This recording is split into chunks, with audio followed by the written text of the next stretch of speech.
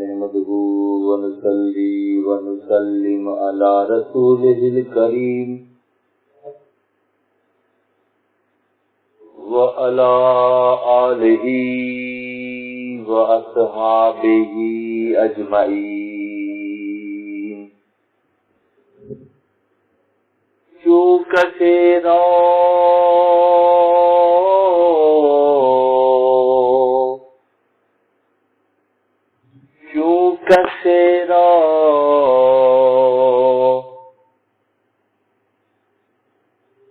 ہر در خواہش خلد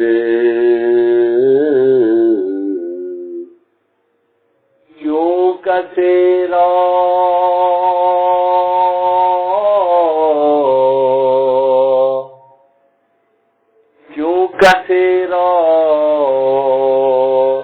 اور در خواہش خلد پائے خود را پر سر زانو نہد کیوں کثیرا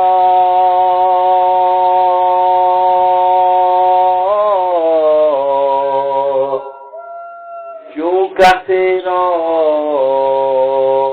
اور در خواہش خلد پائے خود را پر سر زانو نہد خار در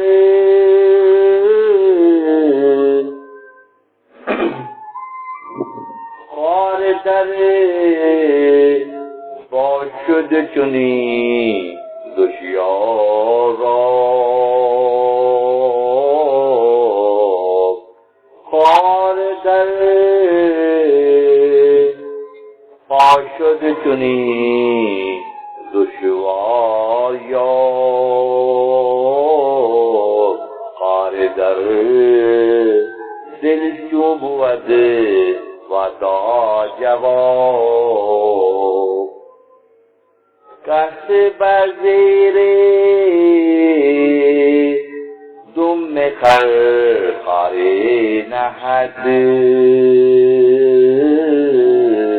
خر نداند دست او برمی جہد انتہائی واجب الاحترام شب جمعہ کی درس مثنوی حضرت مولانا جلال الدین رومی رحمۃ اللہ علیہ کے سامعین، اللہ تعالیٰ کا بے حد شکر احسان ہے کہ ہمارے مرکز خانقاہ مولا روم میں درس مثنوی حضرت مولانا جلال الدین رومی رحمۃ اللہ علیہ کا یہ پرشکو انداز ہر شب جمعہ کو اسی انداز میں یہ مجلس سجائی جاتی ہے، اور حضرت مولانا سے محبت کرنے والے، آپ کی تعلیمات کو اہمیت دینے والے، آپ کے معاملات سے اپنے تعلق کو قریب طے کرنے کی کاوش و کوشش کرنے والے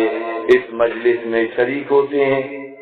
یہاں کثرت اور قلت کی اہمیت نہیں ہے، یہاں تو تربیت کا وہ زاویہ ہے کہ ہمارے وجودوں سے ہمارے ماضی اور جینیاتی اور موروثی عیوب اگر نکل جائیں اور ہمیں روشنی نظر آ جائے تو یہ بلا شبہ ایک بہت بڑی سعادت ہے جو اللہ رب العزت کی جانب سے شرکائے مجلس کے حصے میں آتی ہے۔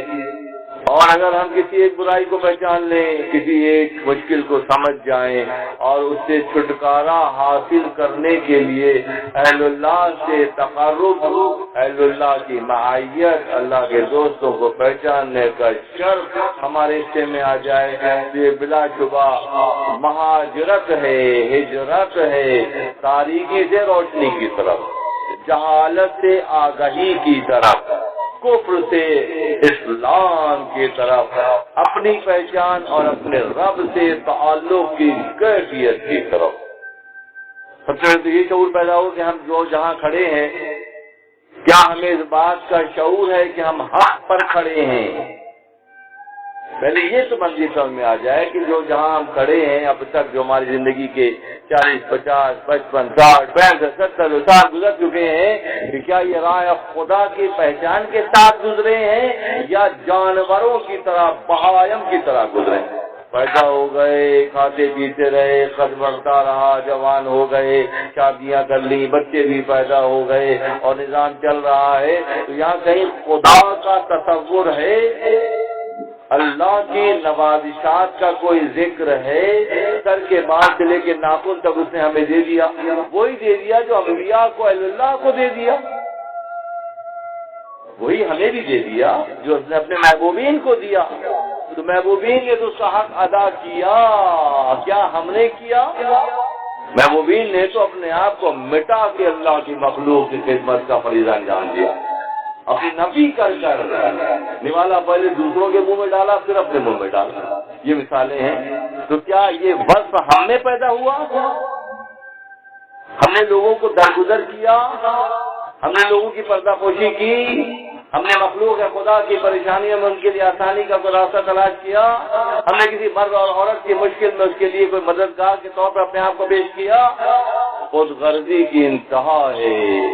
یہیں سے وہ بات شروع ہوتی ہے کہ ہم نے رب کو پہچاننے کا نہ کوئی ارادہ کیا, نہ اس کو کہ عملی مظاہرہ کیا, نہ ارادہ کیا نہ عملی مظاہرہ کیا. ہم تو اپنی ذات میں مست رہے, ہم تو اپنے کھانے پینے, آسانیاں, اپنے لباس, اپنے گھروں کی تزئین و آرائش, اپنی ہی کیفیات میں مست رہے. اور سوال یہ ہے کہ ہم اتنے زیادہ مست رہے اپنے ہی معاملات میں, تو خدا کو کیا پڑی تھی کہ ہمارے لیے تبدیلی کا اس نے انتظام کیا؟ یہ خدا کی محبت کی نشانی ہے کہ خدا نے ان تمام تر بے قاعدگیوں کے باوجود اپنے دوستوں کے ذریعے ہمارے لیے آسانی کا راستہ رکھا. کہ جو ان کی صحبت, ان کی مائیت, ان کی سنگت, ان کی محبت, ان کی آج بھی ان کی ساری دیکھ کے شاید تمہارے اندر کوئی وقت پیدا ہو جائے, شاید تمہارے اندر وہ گن پیدا ہو جائے جو اہل اللہ کا طریقہ ہے, جو اولیاء اللہ کا طریقہ ہے, جو اللہ کے محبوبین کا طریقہ ہے, جو اللہ کے دوستوں کا طریقہ ہے. یہی تو وجہ ہے نا کہاں یہ علاقہ کراچی کا دور دراز تھا. اس محفل کے شرکا سفر کر کے پونیا شریف جا رہے ہیں. واہ واہ, سبحان اللہ سبحان اللہ. اپنے خرچے پر اپنی پوری محبت اور اس کا مظاہرہ ہے نا کہ کیا پڑی ہے, کیوں؟ مگر یہ کشش ہے. میں سمجھتا ہوں ہم تمام کے لیے خوشخبری چھپی ہوئی ہے کہ اس مجلس میں شریک ہونے والے ان تمام دائروں کو توڑتے توڑتے توڑتے وہاں تک پہنچ گئے جہاں سے نسبت ہے. اس خانقاہ کی نسبت حقیقی معنوں میں پونیا شریف ترکی سے ہے, مولانا روم رحمۃ اللہ علیہ کی نسبت ہے. اور روم رحمۃ اللہ علیہ الحمدللہ ثم الحمدللہ یہ شاید ہمارے بڑوں نے کوئی نیکیاں کی ہیں جس کے نتیجے میں ہم جیسے بے عملوں کے حصے میں یہ سعادت آ گئی کہ وہ نام ہماری زبانوں پر, ہمارے بچوں کی زبانوں پر آ گیا کہ مولانا بھی اور خانقاہ بھی. بڑے بڑے 70 سال کے نہیں جانتے کہ خانقاہ کا کیا مطلب ہے, میرے بچے جانتے ہیں. بڑے چھوٹے چھوٹے بچے بچیاں جانتے ہیں کہ ان کی مائیں ان سے کہتی ہیں کہ ہم تمہیں مال لے کے جائیں گے, تو وہ کہتے نہیں ہم مال نہیں جائیں گے, ہم خانقاہ جائیں گے. کتنی بڑی تبدیلی ہے یہ, کتنا بڑا اعجاز ہے یہ. میں تو بھائی آپ خوشگوانی کہیں یا جو بھی کہیں, میں تو یہ کہتا ہوں کہ ساری ہماری کوششوں کے لیے سند کے طور پر کسی کو بلا کر جن کو وہ پسند کرتے ہیں پرچی بھجوا دیتے ہیں کہ ہاں ٹھیک ہے صحیح کام چل رہا ہے چلاتے رہو. ہم تو یہ سمجھ رہے ہیں اس کو کہ شاید ہماری ساری جو محنت بکھری ہوئی ہے یہاں پر اس کی سند رسید بھیجتے ہیں بلا کر, جس کو چاہتے ہیں اس کے ذریعے بھیج دیتے ہیں. ہمیں تسلی ہو جاتی ہے کہ ہم صحیح رخ پہ سفر کر رہے ہیں اور صحیح رخ پر سفر انشاءاللہ کرتے رہیں گے. ہمارے نائب جناب ریاست آصف کامران چلوی صاحب مثنوی شریف کی گزشتہ ہفتے کی حکایت کا خلاصہ پیش کرنے کی سعادت حاصل کر رہے تھے. تو اب مثنوی شریف دفتر اول ہی سے یہ مضمون بہت طویل ہو گیا اور اس میں چھپے ہوئے راز کہیں ادب سکھایا جا رہا ہے, کہیں عاجزی سکھائی جا رہی ہے, کہیں عشق سکھایا جا رہا ہے, کہیں محبت کے درجے سے نکل کر عشق کے درجے میں داخل ہونے کے راز بتائے جا رہے ہیں. کہیں پہ فلاں بھی شیخ کی منزل ہے، فلاں رسول کی منزل ہے، فلاں اللہ کی منزل ہے. یہ ساری منزلیں انہی نشستوں میں سکھائی جاتی ہیں. جب ہم اللہ سے جڑ جاتے ہیں، اللہ کے کسی دوست سے تعلق کو مضبوط کر لیتے ہیں، تو پھر ہوتا کیا ہے؟ پھر ہوتا یہ ہے کہ ہمارے اندر بھی آہستہ آہستہ سوال یہ پیدا ہوتا ہے کہ ایک زمانہ ہوا خانقاہ کی خدمت کرتے ہوئے کچھ لوگوں کو، اور ایک زمانہ ہوا یہاں نشستوں میں شامل ہوتے ہوئے. تو ہم سوال کریں کہ تبدیلی کیا آئی؟ پلٹ کر دیکھیں تو اندازہ ہوگا کہ کس منزل پر تھے خدا نے انعام و اکرام سے نوازا کہ یہاں پہنچا دیا. فکروں میں اگر کوئی بھی پازیٹو چینج آیا، میں تو یہ کہتا ہوں کہ اگر لباس پہننے کا سلیقہ آ گیا، یہ بہت بڑا انعام ہے جو ہمارے حصے میں آ گیا. باقی میں کوئی نہیں تھا. اللہ کا فضل، اللہ کا انعام. آصف کامران جلپی صاحب گزشتہ نشست کا خلاصہ پیش کر رہے تھے. ایک کنیر اور بادشاہ، اور اس کے بعد ایک مرد درویش، ایک مرد رجال الغیب کا ذکر اس میں آ گیا جو انہوں نے بیان کیا. گفتگو کو آگے بڑھاتے ہیں. خلوت طلبیزن طبیب از بود شوق. پھر جب یہ گفتگو یہاں پہنچی تو بادشاہ نے جو علامات بتائیں بیماری کی، تو جو مردان غیب میں سے، رجال الغیب میں سے ذکر ہوا ہے، رجال الغیب کا، مردان غیب کا، وہ نفوذ جو اللہ کے برگزیدہ ہوتے ہیں، خدا انہیں مردان غیب اور رجال الغیب کا درجہ دیتا ہے. جو محنت شافتہ کے بعد خدا جس کو پسند کرتا ہے، انہیں مزید جو پوزیشن اپ گریڈ ہوتی ہے کہ انہیں مردان غیب کی شکل دے دیتا ہے. رجال الغیب کہتے ہیں ان کو. اور وہ کیا کرتے ہیں؟ وہ مخلوق ہے خدا کی خدمت کرتے ہیں. جہاں ظاہری اسباب رک جاتے ہیں، وہاں سے باطنی اسباب کے ذریعے خدا مخلوق ہے خدا کو تنہا نہیں چھوڑتا، مردان غیب اور رجال الغیب کے ذریعے ان کی مدد کرتا ہے. اس سلسلے میں ویسے تو بہت زبردست اسٹڈی ہے، امکان ہے. کچھ مخصوص کتابوں میں وہ طریقے بھی مروج ہیں کہ ہم اس طرح کے لوگوں سے رابطہ کیسے کر سکتے ہیں. ہم یہاں ہیں لباس بشر عالم کثیف میں ہیں، اور عالم لطیف سے ہمارے رابطے کی کیا صورت ہے. ایک بہت چھوٹا سا اشارہ کر کے گزرتا ہوں. آج کی نشست میاں تقی اللہ رحمۃ اللہ علیہ ہمارے شہر موقع آئے گا اپنے خاص جو مخصوص بچے ہیں میرے، جو بہت ان میں شوق و شوق ہے، جنہوں نے خانقاہ کے لیے اپنے آپ کو وقف کیا ہوا ہے اور خانقاہ کی خدمت کو شرف سمجھتے ہیں، ان کو یہ راز بتائے جائیں گے انشاءاللہ. میاں صاحب قبلہ کی حیات مبارکہ میں پہلے بھی اس کا ذکر ہوا ہے کہ انتہائی سادہ زندگی گزاری میاں نے. ناز آباد میں ایک گورنمنٹ اسکول میں میاں صاحب دوپہر کی شفٹ میں اسلامیات کے ٹیچر استاد، اور واقعات اس طرح سے ہیں کہ جب تنخواہ ملتی تو ناز آباد سے پاپوش پہنچتے پہنچتے ساری بڑھ جاتی. میاں کو پتا ہے کس گھر میں بچے یتیم ہیں، کہاں بیوائیں ہیں، کہاں چولہے نہیں جل رہے ہیں، تو یہ مرد درویش، مرد کامل اپنی پوری تنخواہ بانٹتے گھر پہنچتے، اور گھر میں کیا ہوتا؟ گھر میں سناٹا ہوتا. اللہ غنی. ایسے تھوڑی مدینہ منورہ بلا کر اپنے پاس رکھ لیا. جہد البقیع میں جگہ دل دے دی، تو عمل پہ پیچھے ہے نا. عمل ہے، اس عمل کا رزلٹ کیا ہے کہ جہد البقیع میں جگہ میرے شیخ کو اللہ کی جانب سے اپنے نبی سے محبت کی بنیاد پر عطا ہوئی. اور عمل کیا ہے؟ عمل یہ ہے کہ راہ خدا بے درے مردان غیب ہوتے ہیں، جو کسی وقت بھی کسی کی مدد کے لیے حاضر ہو سکتے ہیں، بس چاہتے کہ وہ پاسورڈ آپ کے پاس ہو. ہمارے پاسورڈ کیا ہے؟ صبح شام تو غور کرے کیا ہے؟ نہاری، پائے، کوفتے، گلیجی، بہترین کھانے، بہترین فلاں، کوکٹیل، میٹھا، یہ ہمیں یاد رہتا ہے. اس کے علاوہ کچھ یاد رہتا ہے؟ ہوتا ہے؟ اگر نہیں ہوتا، جہاں سے جاگے وہیں سے سویرا ہے. پہلے مرحلے میں یہ سبق آ جائے حصے میں، اگلے مرحلے میں اس کے روشن تخت پہلو نمایاں ہوتے چلے جاتے ہیں. تو مردان غیب کون ہوتے ہیں؟ انہی مردان غیب سے بادشاہ کی مدد کے لیے پہلے اسے خواب میں دکھایا گیا، پھر وہ بزرگ تشریف لائے. پہلے زمانے کا واقعہ ہے، یہ شریعت محمدیہ سے پہلے کا واقعہ ہے. وہ صاحب آ گئے، جب بادشاہ نے ان کو سارا قصہ سنایا مردان غیب اور رجال الغیب میں سے ایک شخصیت ظاہر ہوئی۔ میں اکثر دعا کرتا ہوں خانقاہ کی حفاظت مردان غیب اور رجال الغیب کے ذریعے۔ ظاہری طور پہ حفاظت کرنے والے تو ہیں، مگر کیا ہی اچھا ہو کہ باطنی طور پر بھی خدا کسی کو یہاں متعین کرے اور خانقاہ کی رونقوں میں اضافہ ہو اور ہو کر رہے گا انشاءاللہ، کیونکہ جو فکر رکھتے ہیں، جو شعور رکھتے ہیں، جو آگہی رکھتے ہیں، ان کے مقابلے میں جو نہیں رکھتے ہمیشہ بہتر درجے پر ہوتے ہیں۔ سوال کیا جائے کہ یہ کس مقام پر ہے اور یہ کس مقام پر ہے، کہ ہاں یہ بہتر مقام پر ہے، تو بہتر مقام پر اسماعیل سے تو میڈا کٹا، میڈا ادنا مخلوق ہے نا، میڈا ادنا مخلوق ہے، اسماعیل اربا مخلوق ہے، تو کس کی قربانی ہوئی؟ میڈے کی قربانی ہوئی۔ تو لیول کون سا مینٹین کرنا ہے؟ اسماعیلی لیول مینٹین کرنا ہے، ابراہیمی لیول مینٹین کرنا ہے، اہل اللہ کا لیول مینٹین کرنا ہے۔ جیسے ہی آپ اوپر کی پوڑی سے اوپر کی سیڑھی پہنچ جائیں گے تو نچلے درجے والے کے مقابلے میں اوپر ہو جائیں گے، اور ہر ادنا، بہت ذمہ داری سے کہہ رہا ہوں، ہر ادنا ارفا پر قربان ہونے کے لیے، ہر ادنا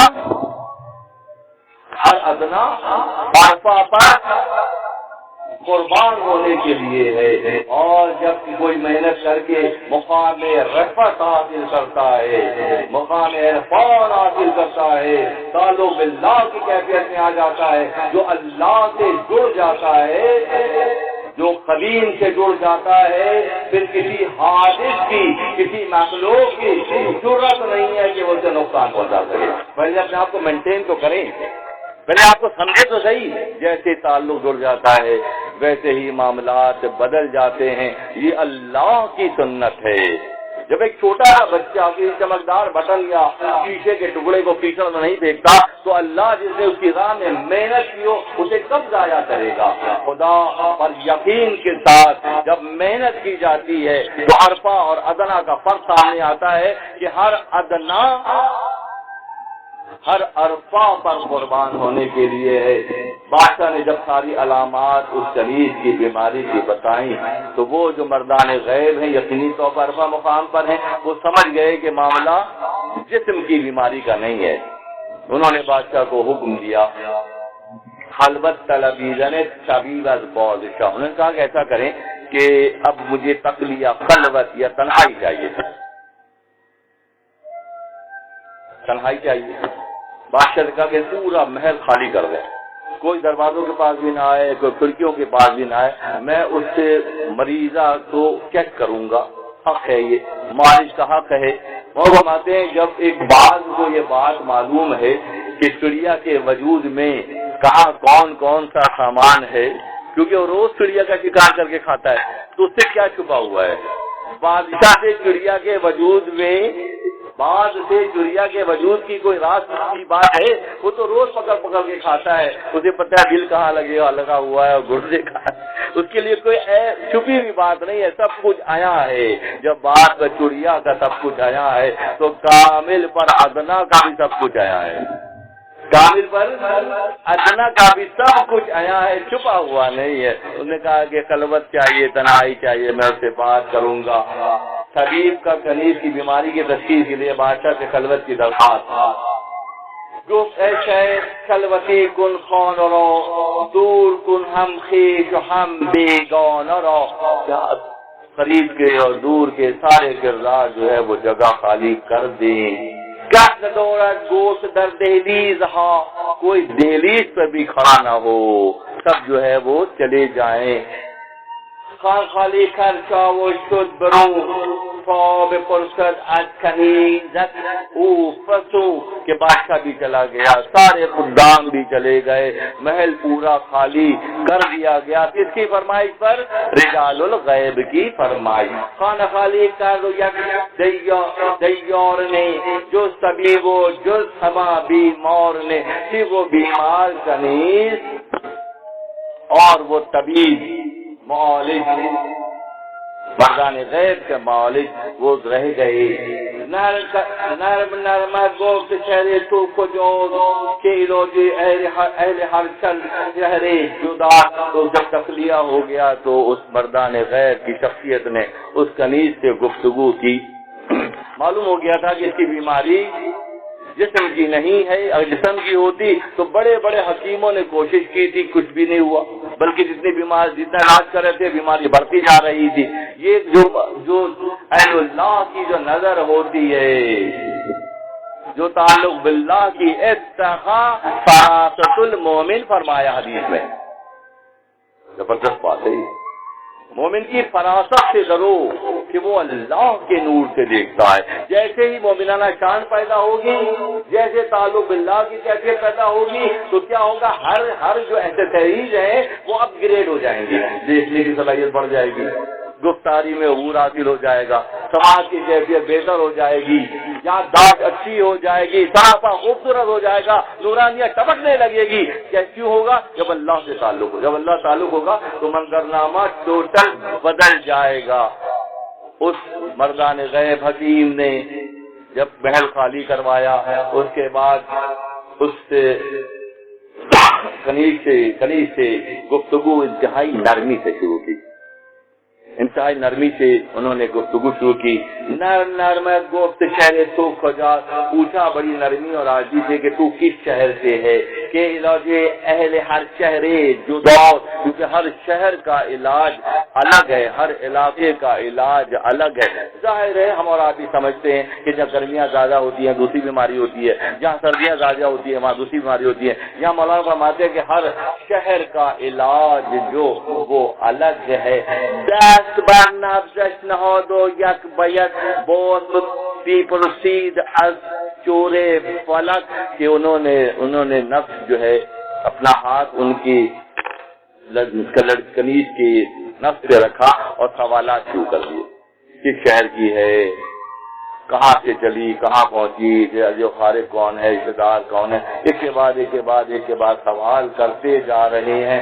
10 بار نبزش نهادو یک بیک بازی پرسید از جور فلک, کہ تم پر جو مشکل آئی ہے بیماری کی, یہ تم کس شہر سے چلی, کون تمہارے رشتے دار تھے, کیا کیا معاملات تھے. یہ ساری وہ بزرگ جو ہے وہ سوال کر رہے ہیں, کیونکہ فرمایا کہ السوال و نصف العلم, فرمایا سوال علم کا آدھا ہے. سوال روز بڑے معاملات دیکھے گا, اس کو کیا کیجیے گا کہ جب گفتگو کرتے ہیں لوگ تو اس گفتگو سے ان کی کیفیت نمایاں ہو جاتی ہے. جیسے سوال کرتے ہیں, سوال کرتے ہی معلوم ہو جاتا ہے کہ علم کا دائرہ کتنا بڑا ہے, علم کی کیفیت کیا ہے. کیونکہ زبان جیسے ہی مولانا فرماتے ہیں کہ جب یہ دروازے پہ پڑا ہوا پردہ ہٹتا ہے تو صحن نظر آ جاتا ہے. جیسے لوگ بات کرتے ہیں پہچاننے والے اس گفتگو سے پوری شخصیت کو پہچان لیتے ہیں. کیوں کثیرہ خوردہ پویش خلط. اب وہ بات آ گئی, اگر کسی کے پیر میں کانٹا چبھ جائے, تو وہ اپنے پیر کو اٹھا کر اپنے زانوں پہ رکھ لیتا ہے. عام سا مشاہدہ ہے کہ پیر میں کانٹا چبھا تو اٹھا کر جو ہے وہ زانوں پہ رکھا اور سوئی کی مدد سے بہت آہستہ آہستہ کھرچ کے اس کو نکالتے ہیں. اگر نہیں نکلتا تو تھوڑا سا زبان کے نیچے ہلکا سا گیلا کر کے پھر نکالتے ہیں. یہ تدبیریں ہوتی ہیں کانٹے نکالنے کی. جب پیر کا کانٹا ان تدبیروں سے نکلتا ہے تو دل کا کانٹا کیسے نکلے گا؟ جب پیروں کے کانٹے ایسی تدبیر سے سب نکالتے ہیں, کسی کے چھوٹے بڑے کے پیر میں کانٹا چپ جائے, عورت مرد کے کانٹا چپ جائے تو کیا کرتے ہیں, پیر وہ یہاں پہ رکھ لیتے ہیں اور بہت احتیاط سے کھرچ کے کانٹا نکالتے ہیں سوئی کی مدد سے. اور اگر نہیں نکلتا ہے تھوڑا سا اس کو گیلا بھی کر لیتے ہیں تاکہ کانٹا پگھل کر نکل جائے. مولانا فرماتے ہیں کیوں کثیرہ خوردر فویش خلط فای خدرہ برسرے زانو کہتے ہیں زانو پر رکھ کر, پیر کو زانوں پہ رکھ کر نکاسا در فویت چنی دشوار یا اور در دل چنو بود دادا جواب. کہ جب پیر کا کانٹا اس تدبیر سے نکلتا ہے تو دل کا کانٹا نکالنے کے لیے کتنی مشکل ہوگی. تو سوالات سارے اسی تناظر میں چل رہے ہیں کہ کہاں سے چلی, کہاں پہنچی, کون تھا, رشتے دار کون تھے, کیا تھے. قائدل در دل راگ در بدیدے ہر خطے کے غمارو دست بودے ہر خطے. اگر ہر کسی کو دل کے کانٹے کی پہچان ہو جائے, ہر ایک کو دل کے کانٹے کی پہچان, یہ جو مریض آیا ہے, یہ جو شکایتیں لے کر آیا ہے, گھر میں تنگی ہے, پریشانی ہے, مشکلات ہیں, امراض ہیں, مسائل ہیں، تو یہ دلوں کے کانٹے ہی تو ہیں، جو جانے گا وہی نکال پائے گا، جو نہیں جانے گا اس کی ماں فرماتے ہیں خار دل را در بدیدے ہر خطے، اگر ہم ہر کم درد کو دل کے کانٹے کی پہچان ہوتی تو دنیا غموں سے بیزار ہو جاتی، دنیا غموں سے نجات پا جاتی، کیونکہ ہر ایک کی بس کی بات نہیں ہے کہ دل کے چبھے ہوئے کانٹے خار دل را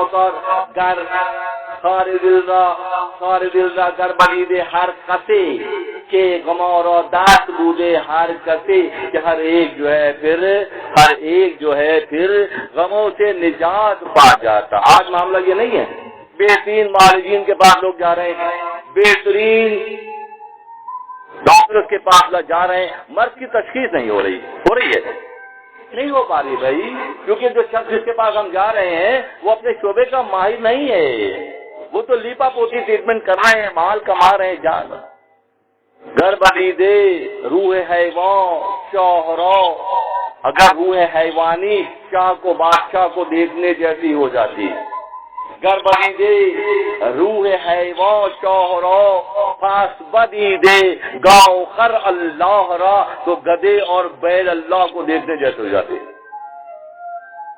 روح حیوانی خدا کو نہیں دیکھ پاتی، روح انسانی خلیفۃ اللہ کی اولاد کو اللہ نے یہ وعدہ دیا ہے اپنے نائب کی اولاد کو، کیوں کہ نبی صلی اللہ علیہ وسلم نے سر کی آنکھ سے اللہ کو دیکھا، شب اسراء میں نبی صلی اللہ علیہ وسلم نے سر کی آنکھ سے اللہ کو شب اسراء شب معراج میں دیکھا۔ ہم الحمدللہ آپ کے امتی ہیں تو ہماری ایکسیسریز میں سے یہ ایکٹیو ہے، بشرطے ہمیں شعور ہو اور کی فکر ہو، اس راستے پہ چلنے کا ہمارا ارادہ ہوگا منزل پہ پہنچیں گے۔ آپ کی کی بورڈ پہ سارے ورڈز ہوتے ہیں، آپ جو کلک کرتے ہیں وہی ایکٹیو ہوتا ہے نا، سب اچھی بات ہے، اس دور کے ساتھ جو سمجھا رہا ہوں، جو آپ کلک کرتے ہیں ایون کہ اپنے موبائل میں جو آپ ڈیجٹ کو کلک کرتے ہیں وہی آتا ہے، غلطی ہو جاتی ہے صحیح کر لیتے ہیں، تو جو ڈیجٹ کو ٹچ کرتے ہیں اسی حساب سے انعام ہوتا ہے۔ آپ کے دل میں اللہ کی پہچان کی خواہش ہوگی، اللہ سے تعلق کی خواہش ہوگی، اللہ کے قربت کی تعلق کی کیفیت ہوگی، تو اسی حساب سے اس کے ساتھ گر بدیدے روح حیوان شاہرا پاس بدیدے گاؤں خر اللہ را، تو گدے اور بیل بھی اللہ کو دیکھنے جیسے ہو جاتے۔ خار دل را گر بدیدے ہر خطے کے غمور و دست بودے برکتے، کہ ہر ایک پھر دردوں کا علاج کرنے والا ہو جاتا۔ یہاں اہل اللہ کے تعلق باللہ کے، اہل اللہ کی، اولیاء اللہ کی عظمت کو نمایاں کیا گیا ہے۔ مسیح کا ہر شعر اللہ کے نبیوں اور اللہ کے ولیوں کی حرمت کو اجاگر کرنے کے لیے اور انسانوں کے دلوں میں ان کی تعلیم پیدا کرنے کے لیے ہے۔ گر بدیدے روح حیوان شاہرا پاس بدیدے گاؤں خر اللہ را، اسی لیے گدے اور بیل بھی کبھی بھی اللہ کو دیکھنے، اب اگر کوئی نہیں دیکھ پا رہا ہے، اس میں حیوانیت کا، اس میں شہوت کا، اس میں تعصب کا، اس میں خود پسندی کا جذبہ بڑا تو صلاحیتیں کم ہو گئیں۔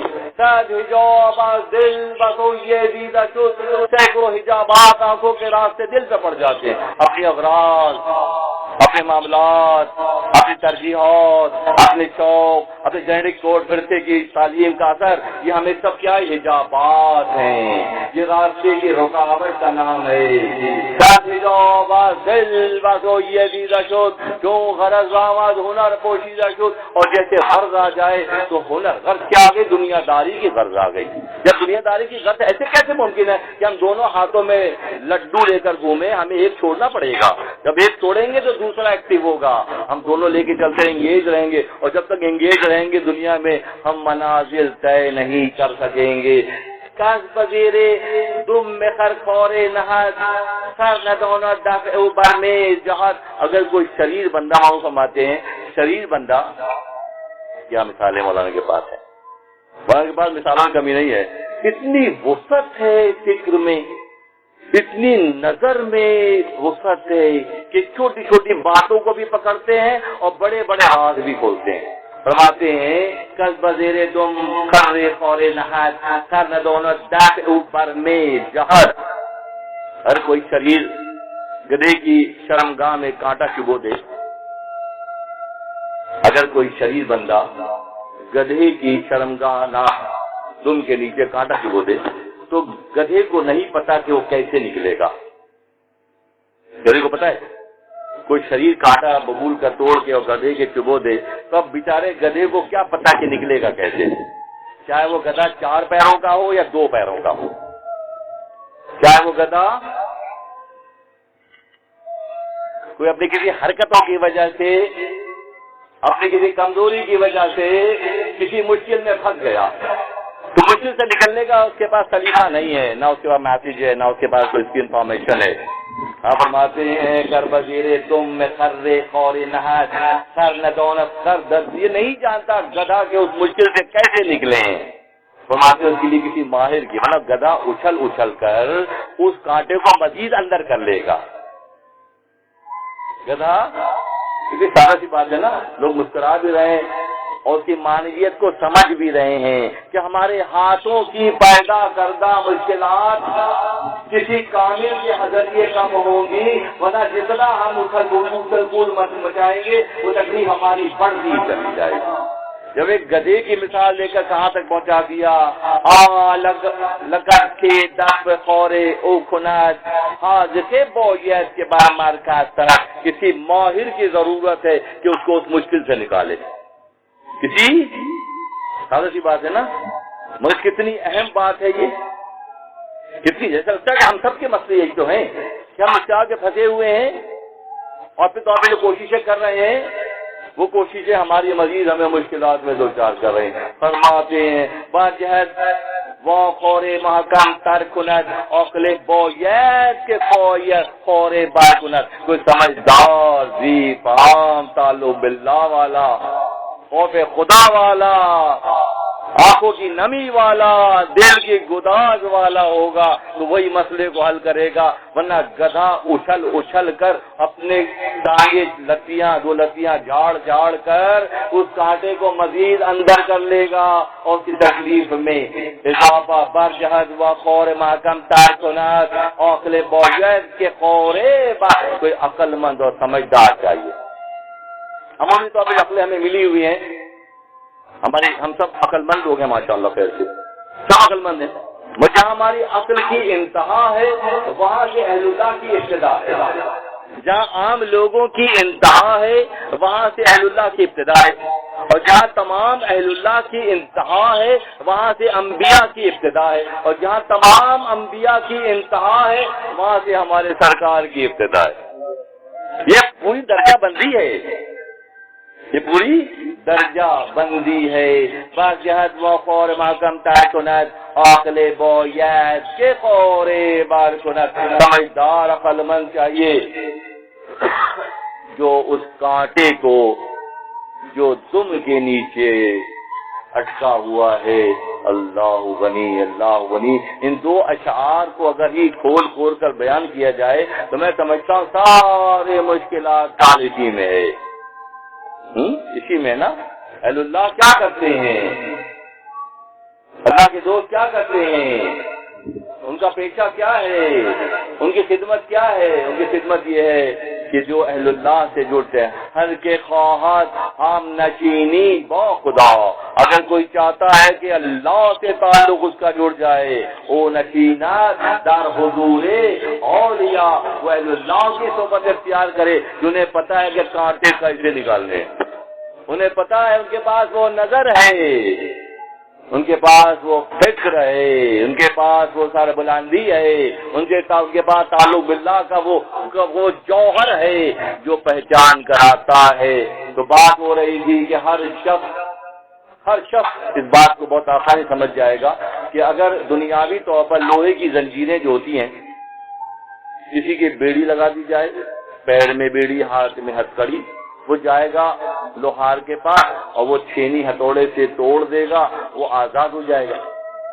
پیر کی بیڑی بھی کٹ گئی اور ہاتھ کی ہتھکڑی بھی خود کٹ گئی, کیونکہ وہ چھینی اور ہتھوڑے سے ہوگا اور نظر بھی آ رہا ہوگا. یہ تو نظر آنے والی بیڑیاں اور ہتھکڑیاں ہیں, جو نظر نہیں آتی وہ کون دیکھے گا. تنگیوں کی بیڑیاں, پریشانیوں کی بیڑیاں, بے برکتیوں کی بیڑیاں, لوگوں کے مسائل کھڑے کرنے کے لیے الجھنے کی بیڑیاں، کتنی بیڑیاں اور کتنی ہتھکڑیاں ہیں۔ دیکھنے والے کے پاس جب سائل آتا ہے نا تو وہ دیکھ لیتا ہے کہ پورا وجود بیڑیوں اور زنجیروں سے بندھا ہوا ہے۔ کوئی کہے کہ صاحب کچھ بھی نہیں ہے، کہے گا کوئی؟ صاحب اتنے مسائل ہیں کہ حل ہی نہیں ہو رہے۔ سر چھپاتے ہیں تو پیر نکل جاتا ہے، پیر چھپاتے ہیں تو سر نکل جاتا ہے، چادر چھوٹی ہے۔ یہ کون دیکھتا ہے؟ وہی دیکھتا ہے اتقا فراست المومن، کہ مومن کی فراست سے ڈرو، کہ ینظر بنور اللہ، اللہ کے نور سے مومن دیکھتا ہے۔ جب اللہ کے نور سے مومن دیکھتا ہے تو مومنانہ شان جب پیدا ہوتی ہے، جو چاہے نام لکھ لیں، مومن خان مومن لکھ لیں، جیسے چاہے نام لکھ کے نا وہ لگا کے ٹیگنگ کر کے نکلیں گھر صبح گھر سے، کچھ نہیں ہوگا جب تک وہ وقت پیدا نہیں ہوگا، جب تک وہ نظر پیدا نہیں ہوگی، جب تک اللہ کی پہچان نہیں پیدا ہوگی۔ اللہ تعالیٰ اپنے انعامات اور کرامات کے لیے اللہ نے جو پسند کیا ہے، وہ جو اسے محبت کرتے ہیں ان کو وہ بس دیتا ہے، اور جب ان کو بس دیتا ہے تو پھر اپنی محنت کا محنتانہ نہیں مانگتے۔ وہ لوگ حیرت کرتے ہیں کہ صاحب یہ سسٹم چلتے کیسے ہیں؟ اللہ کے سسٹم چلتے کیسے ہیں؟ اللہ کے سسٹم اللہ چلاتا ہے۔ اللہ کے سسٹم، اس کی وسعت، اس کی خوشادگی اور اس میں برکت، دیکھنے والے ایک ہی دیش کے ایک بریانی کے چاول سے دیکھ لیتے ہیں کہ بریانی کیسی پکی ہوئی ہے، دیکھ کیسی پکی ہوئی ہے۔ اس نظر کے بعد یہ کیفیت ہوتی ہے۔ اور ظاہری اسباب میں ظاہری طور پر لوگ تنگیوں، پریشانیوں، مشکلات، رکاوٹوں، بے برکتیوں، عدم تعاون، اولاد کی نافرمانیوں کی شکوے کرتے ہیں۔ یہ زنجیریں ہیں جو سر سے لے کے پیر تک لپٹی ہوئی ہیں۔ تو کسی کوئی ایسا چاہیے جو پہلے مرحلے میں ان زنجیروں کو دیکھتا ہو اور اگلے مرحلے میں کانٹا نکالنے کی صلاحیت اس کے اندر ہو، ورنہ جتنی اچھل کود ہوگی، میں اگر یہ کہوں تو کو بھیجا نہ ہوگا کہ اس وقت جو اموات ہو رہی ہیں، جیسے پری میچور پروموشن ہوتا ہے، بچے کمال سے پہنچنے سے پہلے ضائع ہو جاتے ہیں، اس دور میں پری میچور ڈیتھ ہو رہی ہے۔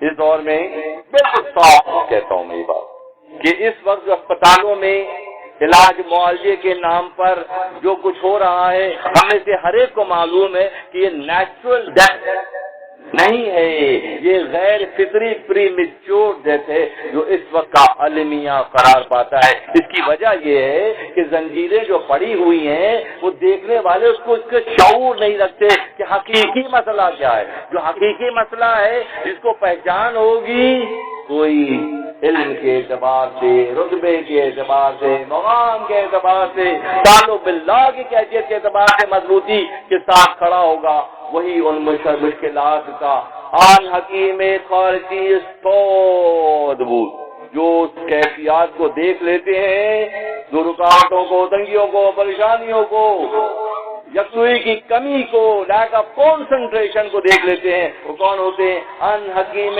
خارجی استعدبود، پھر وہ استاد ہوتے ہیں، وہ اپنے شعبے کے معجزات تمیزت جو بجا میں آزمود کہ وہ یہاں اور وہاں ہاتھ نہیں چلاتے بلکہ وہ اسی جگہ پہنچتے ہیں جہاں مسئلہ ہوتا ہے۔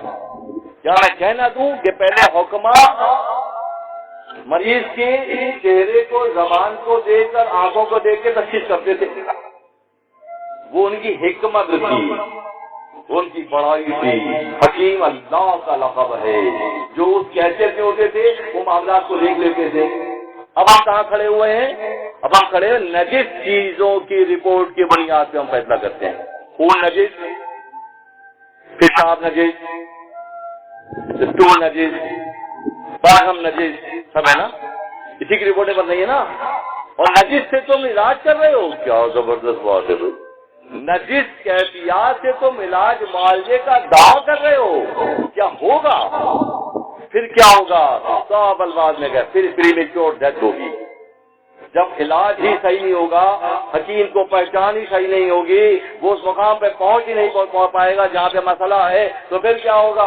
خدا بے اللہ سمجھ جو قرآن میں آیا ہے، اللہ بے نیاز ہے، اللہ غنی۔ اللہ کیا ہے؟ بے نیاز ہے۔ تم راہ حق پہ محنت کرو گے، نیاز بندی پیدا کرو گے تو تمہاری رکھوالی کرے گا، اور تم اگر نیاز بندی پیدا نہیں کرو گے تو خدا کو کوئی فرق نہیں پڑتا، کیونکہ اللہ بے نیاز ہے، اور نیاز بندی پیدا کر لیتے ہیں۔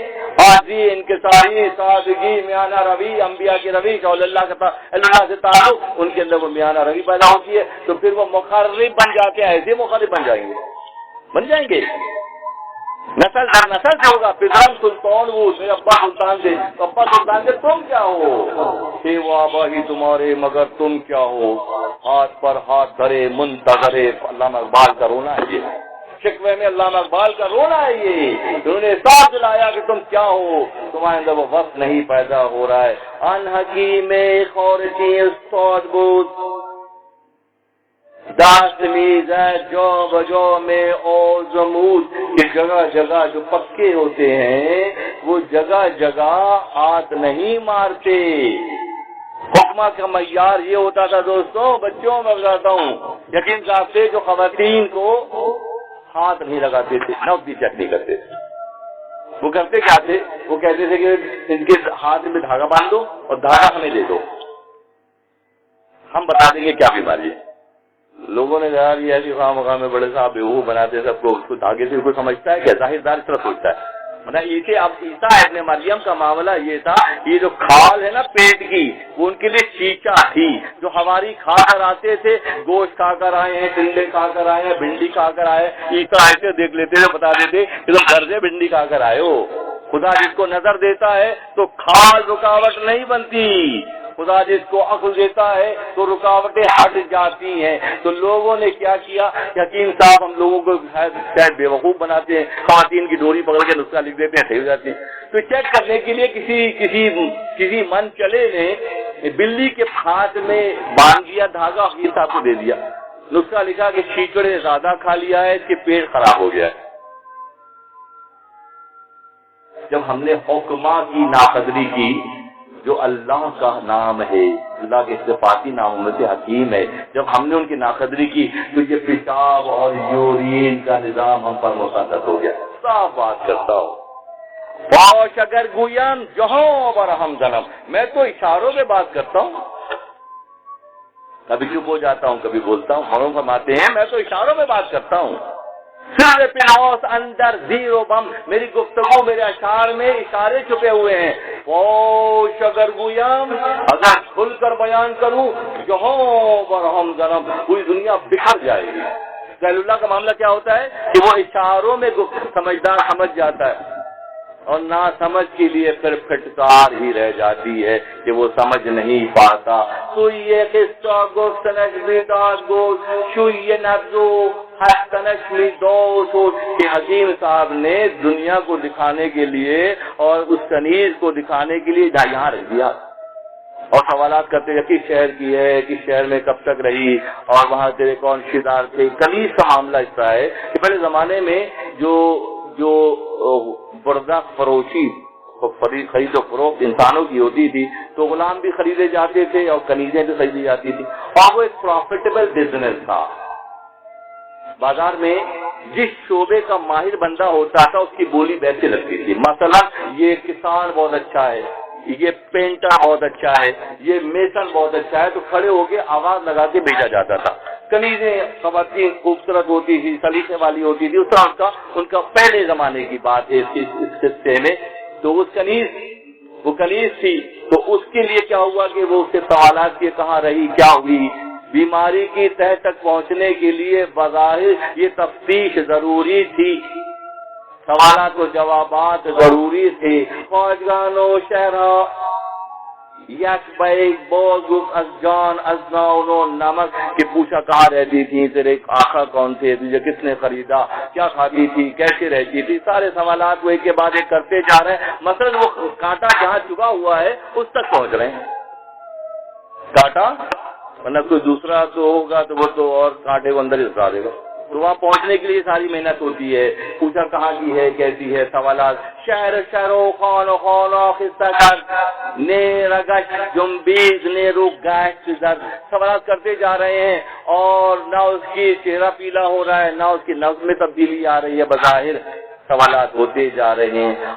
سرد بار کشیدہ ماہرو وہ چشمش روا شد ہم شدو. جب سوالات کرتے کرتے یہاں پر پہنچے اور قصہ ہوا پہلے کس شہر میں تھی, کہاں تھی. جب سمرقند کا ذکر آیا, سمر پھل کو کہتے ہیں, خند میٹھے کو کہتے ہیں, تو دنیا میں کہتا ہے شہر بھی ہے رشیا کے علاقے میں جو سمرقند کہلاتا ہے, میٹھے پھلوں جیسا شہر. جب سمرقند کا ذکر آیا تو وہ اچانک اس کا چہرہ پیلا ہو گیا اور اس کی نبض بہت تیز چلنے لگی. حکیم صاحب کو یہ بات معلوم ہو گئی کہ اچھا سمرقند سے کوئی نہ کوئی اس کا تعلق ہے. سرد باخشید ماہرو, اس خاتون نے, اس لڑکی نے ٹھنڈی آہ بھری کہ سمرقند کا ذکر آتے ہی اس کی نبض بھی بہت چلنے لگی اور اس کا چہرہ بھی زرد ہو گیا. اس کی آنکھوں سے ایسے پانی مولانا فرماتے ہیں سرد باخشیدہ ماہرو, وہ چاند جیسے چہرے والی ماہرو, چاند جیسے چہرے والی کنیز ہچکیاں لے کر ایسے رونے لگی جیسے کوئی نہر جاری ہو گئی. پہنچ گیا نا وہاں تک حکیم صاحب اپنی حکمت سے, کہاں پہنچ گئے وہاں تک. سمرقند کا ذکر آتے ہی اس کی جان بے چین ہو گئی. سرد بار کشیدہ ماہرو آب از چشمش روا, آب از چشمش روا شد ہم شد جو کہتے ہیں نہر کو, نہر کی طرح سے اس کی آنکھوں سے پانی. گفت بازرگان ما جا آورید خواج زرگر جا شہرم خرید. کیا اس شہر سمرقند میں ایک سونے کے تاجر نے مجھے خریدا. پچھلی زندگی میں کوئی کیفیت نہیں تھی, عام جیسے معاملات ہوتے ہیں ایسے ہوئے, مگر سمرقند میں جب ایک سونار نے اس خاتون کو خریدا. گفت بازرگان ما جا آورید خواجہ یہ زرگر درو شہرم خرید, کہ اس شہر کے ایک سونار نے مجھے خرید لیا. دربر خود دو چشمہ و فروغ چوب گفتی آتش غم بر فروغ, کہ 6 ماہ تک اس شخص نے, سونار نے مجھے اپنے پاس رکھا اور اس کے بعد اس نے مجھے بیچ دیا. مگر ان 6 ماہ میں اس کی شخصیت کا اثر اس نئے مالک کا, بکتی بکائی تو چل رہی ہے نا, بکتی بکائی تو چل رہی ہے. اچھا پہلے دور میں دوستوں ایک ایک 2 بندے خریدتے تھے یہ لوگ, اب پورے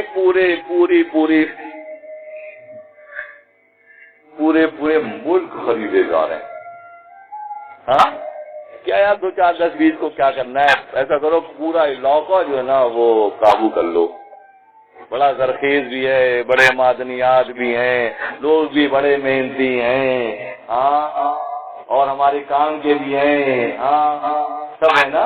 تو اب انفرادی غلامی ختم ہو گئی, اجتماعی غلامی شروع ہو گئی. ہے شعور کہیں, دل میں تڑپ ہے, جہاں سے جاگے وہیں سے سویرا ہے, کہ غور کریں, تفکر کریں, فکر کریں کہ کہاں کھڑے ہیں. وائے ناکامی متوئے کارواں جاتا رہا, کارواں کے دل سے احساس زیاں جاتا رہا.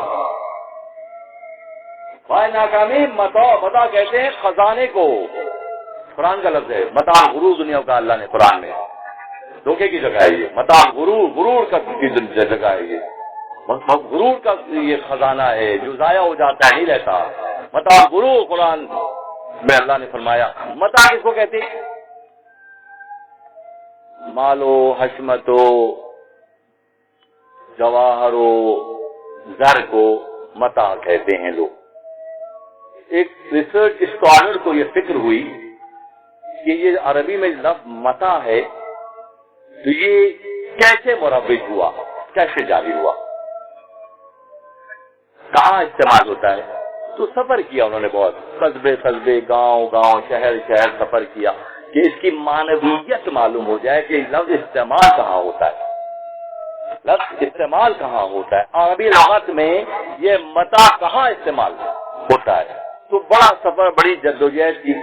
ایک دن صبح سرائے کے ہوٹل میں بیٹھے ہوئے تھے تو دیکھا کتا بھاگا سامنے سے. اور اس کے منہ میں کچھ تھا. پیچھے بہت چھوٹی سی بچی بھاگتی بھاگتی آئی. اس نے کہا میری متا لے گیا، میری متا لے گیا، میری متا لے گیا. مطلب کتے کے منہ میں وہ کپڑا تھا جس سے چولہے کی صفائی کی جاتی ہے. چولہے کو صاف کرتے ہیں نا گھروں میں خواتین کپڑا رکھتی ہیں، تیل ویل گر جاتا ہے، مسالہ گر جاتا ہے، تو وہ دنیا کی حیثیت اس کپڑے کی چندی جتنی ہے جو چولہے کو صاف کرنے میں استعمال ہوتا ہے. یہ عربی میں متا کی ڈیفینیشن ہے. عربی میں دنیا کی حیثیت متا کیا ہے؟ اس کپڑے کے ٹکڑے کا نام ہے جس سے چولہا صاف کیا جاتا ہے. اور بچی کے ذہن میں اس کی اصلی معنی ہے کہ یہ متا ہے. مگر متا دنیا والے کیسے سمجھتے ہیں؟ مال جمع کرتے ہیں. آخری خلیفہ بغداد کا جب منگولوں نے قبضہ کیا، بات سے بات نکلتی ہے دوستوں، رک نہیں پاتا ہوں، کیا کروں، اس ریفرنس دیتا ہوں نا ساتھ ساتھ تاکہ بات کلیئر ہو جائے. آخری خلیفہ مستنجد باللہ کا زمانہ تھا جب منگولوں نے قبضہ کیا بغداد پر اور اسے تہخانے میں قید کر دیا. کس کو؟ وقت کے خلیفہ کو. اور 8-10 دن وہ بھوکا پیاسا رہا. تہخانے میں تھا، سیڑھی سے اتر کے اندر جاتے، چھوٹا کمرہ تھا، وہاں قید کر دیا. نہ پانی نہ کھانا کچھ نہیں. 8 دن بھوکا پیاسا خلیفہ صاحب رہے. بات سے بہت بڑھ جائے گی. خدا نے حضرت شیخ عبد القادر گیلانی رضی اللہ تعالیٰ عنہ کے پاس وقت کے خلیفہ نے اشرفیوں کی 2 تھیلیاں بھیجی. شیخ نے انکار کیا کہ نہیں، یہ میرے لیے نہیں ہے. صاحب حضرت صاحب نے بھیجی ہے، آپ کی بڑی تعظیم کرتے ہیں، آپ کو بڑا مانتے ہیں، آپ اتنے زبردست ہمارے بزرگ ہیں، بلا ہیں. باتیں کرنے لگے جیسے چاپلوسی کی باتیں ہوتی ہیں. چاپلوسی اللہ کو کبھی پسند نہیں ہے، کیونکہ وہ سون لیتے ہیں کہ یہ حق کے ساتھ نہیں ہے، یہ ملاوٹ کے ساتھ ہے، یہ ملاوٹ کے ساتھ ہے. وصفا کے بعد تھیلیاں بھیجی. انہوں نے بہت سمجھایا کہ بیٹا لے جاؤ، ہمارے کام کی نہیں ہے. تو وہ ضد کرنے لگے، تو انہوں نے پکڑ کے زور سے جو نچوڑا تو اس میں سے خون گرا نیچے. وہ اشرفیہ نہیں تھی، وہ خون تھا جو مخلوق خدا کا خون چوس کر اسے سونے کا شیپ دیا گیا تھا. اللہ کے دوست نے دیکھ لیا کہ یہ اشرفیہ نہیں ہے، یہ کچا خون ان تھیلیوں میں بھرا ہوا ہے. نچوڑا تو خون ٹپکنے لگا. یہ ہمیں دینے کے لیے لائے ہو؟ ہمیں تم یہ دینے کے لیے لائے ہو؟ اگر نبی کے چچا کا خانوادہ باقی نہ ہوتا تو یہ خون کو تمہاری دہلیز تک پہنچا دیتے.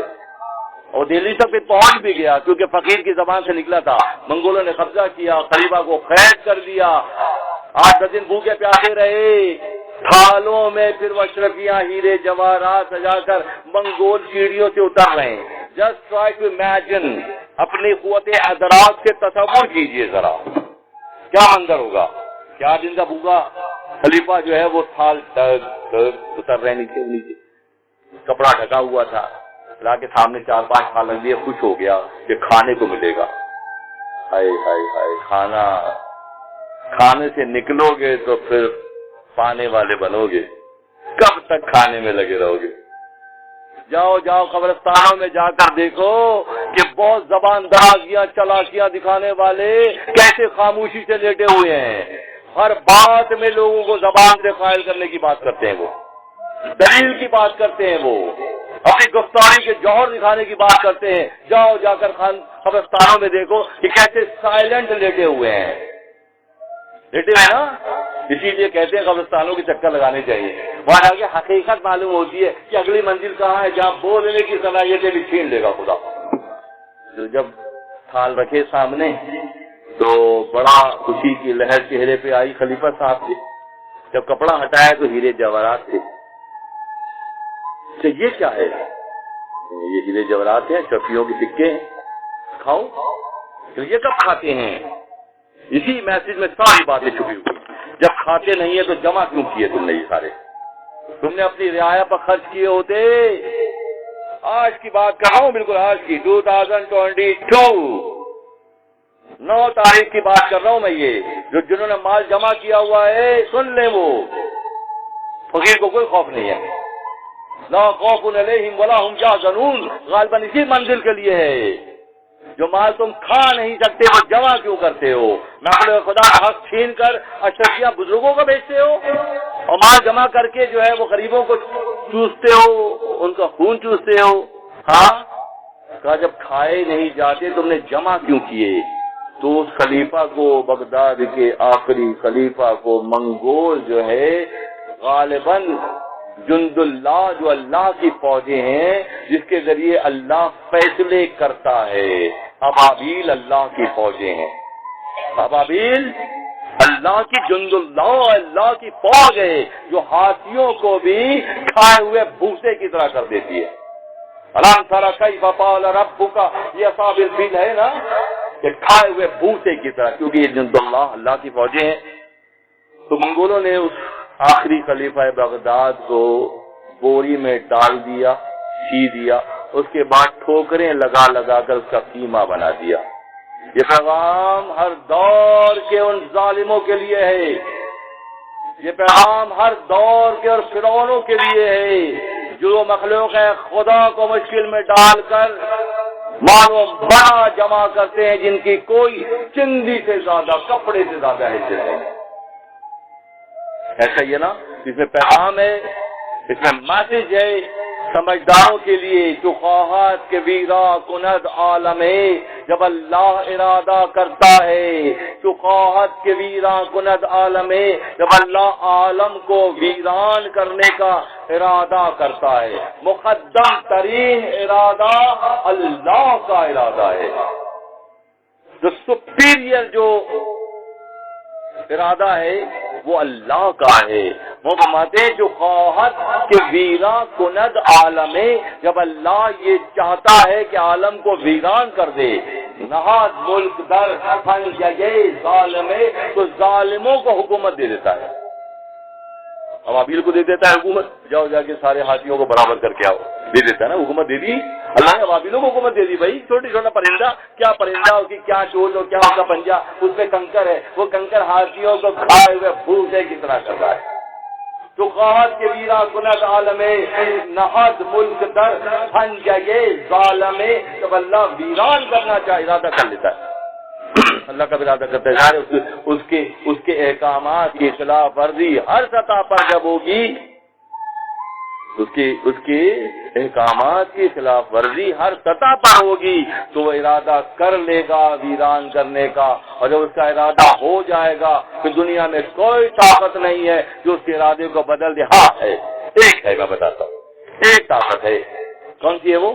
استغفر اللہ ربی، ہم سے یہ غلطی ہو گئی، ہم سے یہ غلطی ہو گئی، ہم نے فلاں جگہ پہ ناپ تول میں گڑبڑ کر دی، ہم نے فلاں کا حق مار دیا، ساری گفتگو کی ضرورت ہی نہیں ہے۔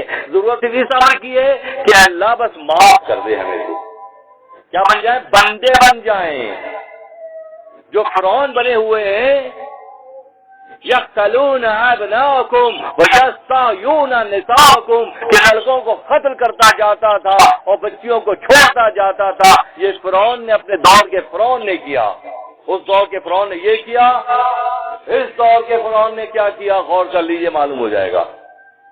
اس دور کے فرعون نے عرفہ منازل کو پست کیا، یہ اس کا جرم قرار پایا، تو پھر اللہ نے کیا کیا، تا قیام قیامت تک کے لیے اس کو محفوظ کر دیا کہ لوگ دیکھتے جائیں، عبرت حاصل کرتے جائیں۔ تو آج کا مضمون یہ ہے کہ تو خواہت کے ویرا کند عالم نہاد ملک در پنجہ ظالم، کہ ظالموں کے ہاتھ میں حکومت دے دیتا ہے، تو پھر ہونا بھی یہ چاہیے کہ حاضری سے ان کے تاریخ سے استغفار کیا جائے، اس کی بارگاہ سے استعانت مدد طلب کی جائے، اور اس کی بارگاہ میں یہ درخواست بھی کی جائے کہ بہت سمجھدار حکیم کوئی بھیج دے جو کانٹا نکال دے ہمارے دلوں میں، ہمارے معاملات میں، معاشرے میں، گھروں میں، بستروں میں، جسموں میں جو کانٹے چبھے ہوئے ہیں، خدا اسے نکالنے کا انتظام غیب سے کر دے۔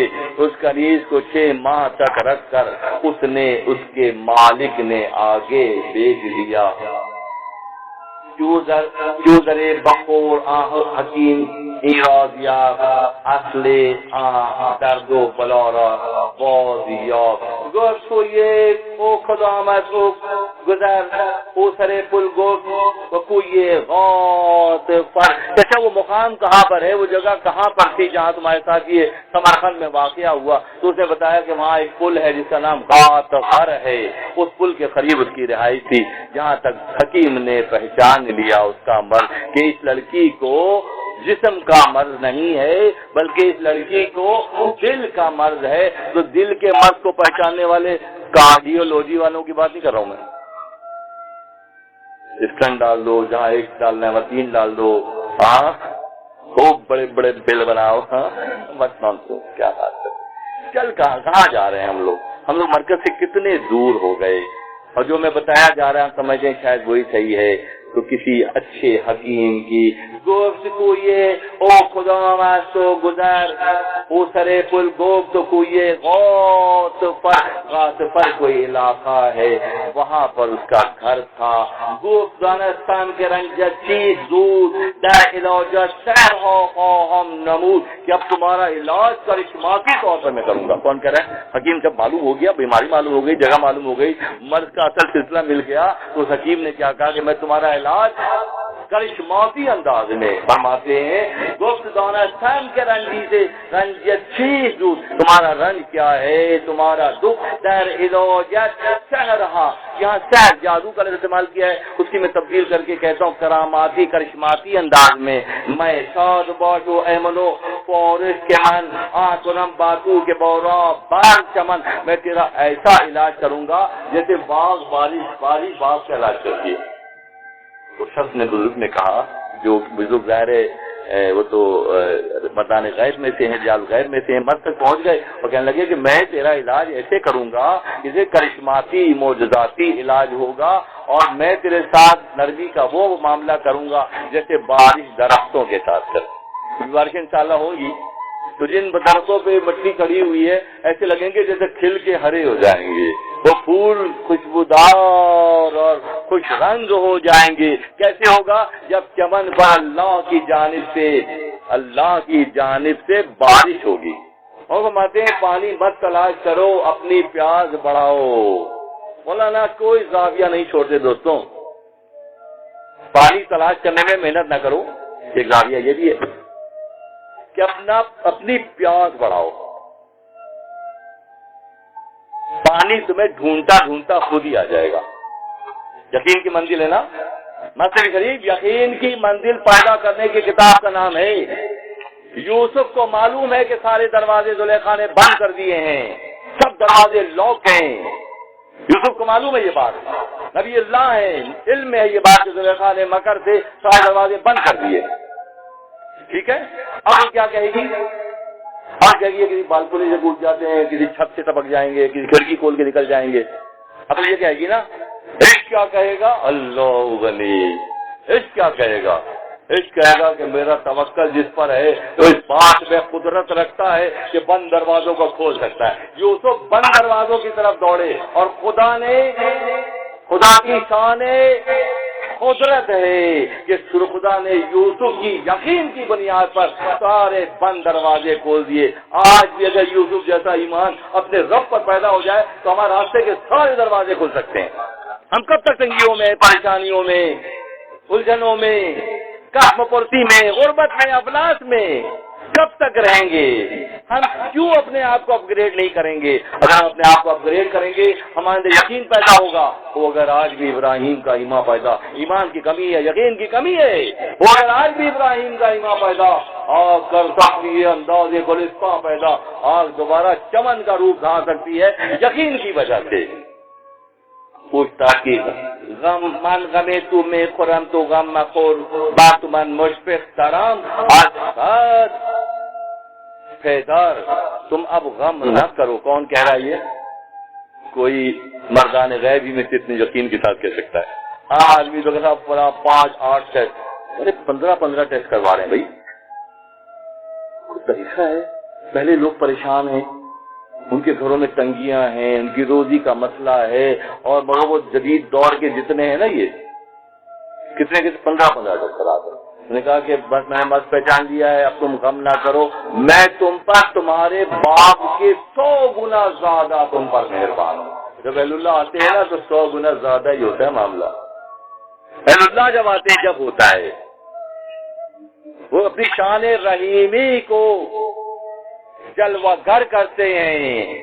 اہل کو تو دیتے ہیں, نا اہل کو بھی دے دیتے ہیں. اہل کو تو دینا کمال کی بات نہیں ہے, اہل کو دینا کمال کی بات نہیں ہے. اللہ بادلوں کو ہمیں عرض کر رہا تھا کہ پیاس بڑھاؤ، پانی مت تلاش کرو، خدا پانی کو تمہارے پاس بھیج دے گا۔ درخت پہاڑ یہ کہیں نہیں جاتے، خدا اپنے بادلوں کو ان پہ برسنے کے لیے بھیجتا ہے، خدا اپنے بادلوں کو ان پر برسنے کے لیے بھیجتا ہے۔ من غمے تمہیں خورن تو غم نہ خور، میں تمہارا غم بانٹوں گا تم غم نہ کرو۔ بس من مشفق کرم از درد فدور، کہ میں 100 باپوں سے زیادہ زیادہ مہربان۔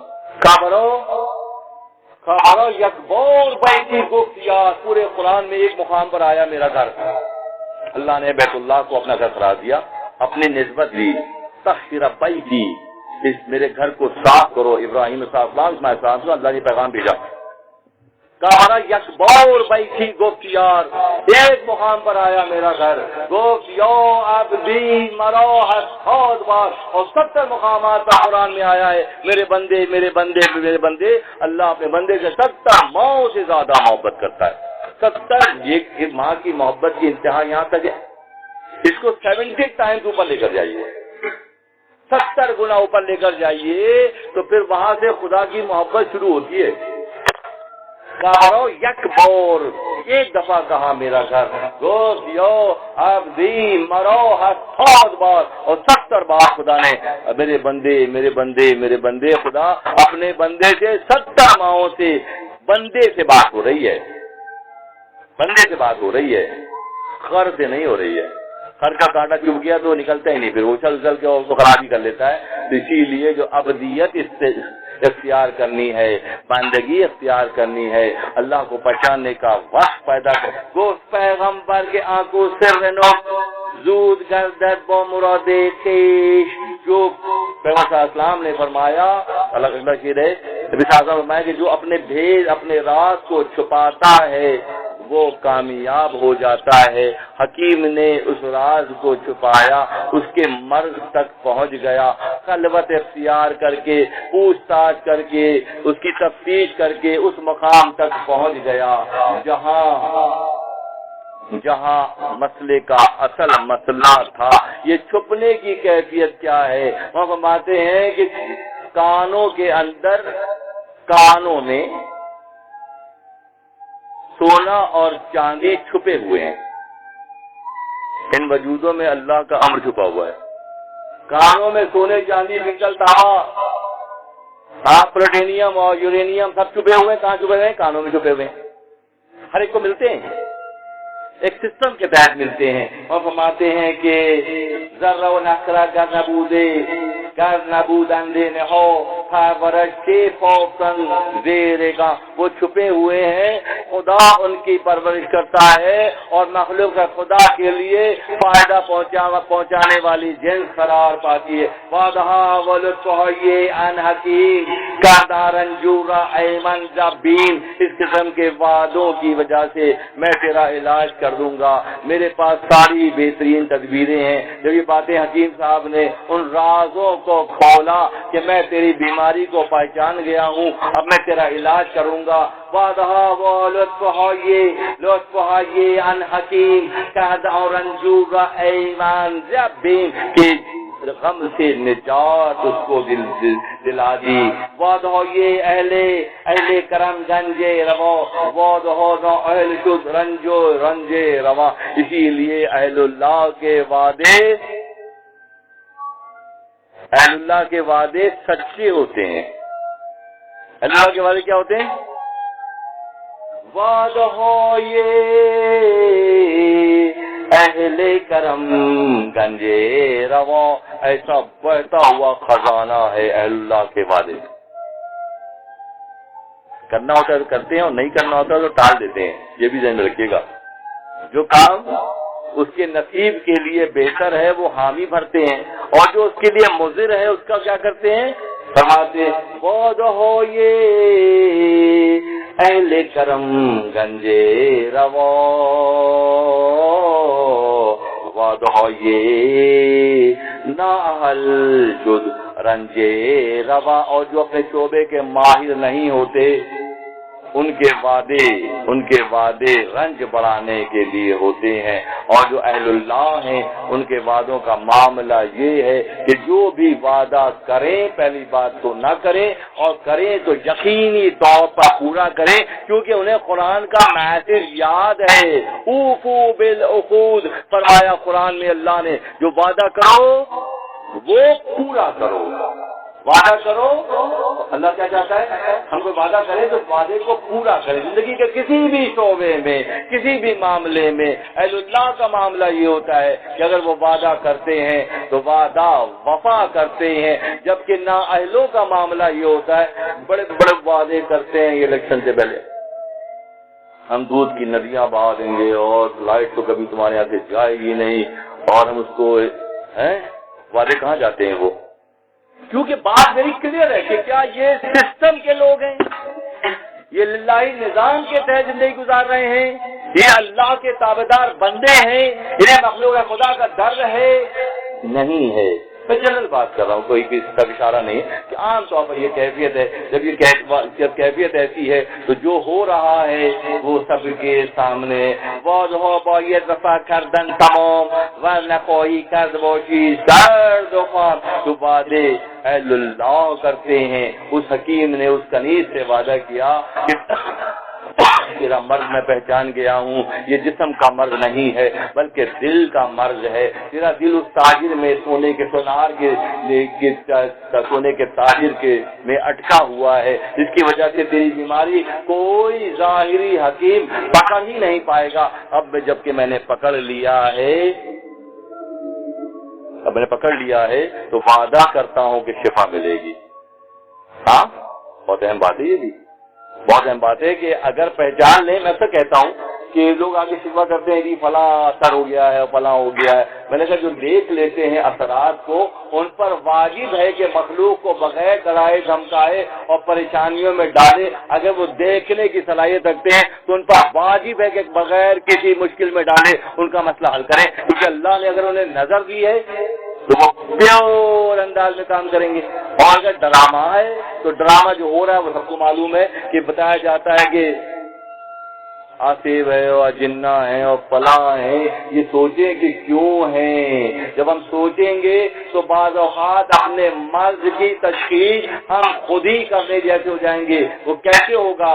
ہر کیا یار بعد دعا ظلمات غم، تم پہ جو غموں کے بادل چھائے ہیں، پریشانیوں کے، امراض کے، اختلافات کے، عدم تعاون کے، خود پسندی کے، تکبر کے، غرور کے، یہ سب بادل ہیں، یہ سب اندھیرے ہیں۔ ہر کی اویات بار دعا ظلمات غم، عید بے باکی و گستاخی ہم، کہیں نہ کہیں تم سے بے باکی اور چالاکی ہو رہی ہے، جس کے نتیجے میں اللہ کی جانب سے پکڑ کیسے آ گئی ہم ملا نہیں پا رہے کہ فلاں جگہ حد سے تجاوز کیا تھا، فلاں جگہ کم تولا تھا، فلاں جگہ جھوٹ بولا تھا۔ اس کا اور شوگر کا کیا تعلق ہے بھائی؟